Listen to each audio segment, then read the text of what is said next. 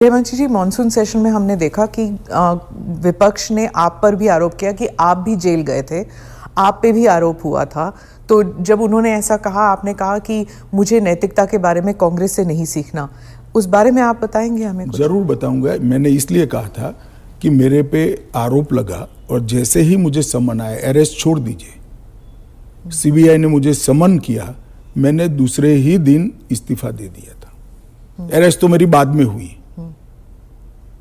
जैसे ही सीबीआई ने मुझे समन किया था, मैंने दूसरे ही दिन इस्तीफा दिया था और केस चला और केस में जजमेंट भी आया कि ये पॉलिटिकल वेंडेटे का केस था और मैं पूर्णतया निर्दोष हूं। पर वो तो बाद में आया था ना? एक सेकंड सुनिए ना। हाँ। एक सेकंड, वो जजमेंट बाद में आया। बेल मेरी पहले हो गई थी।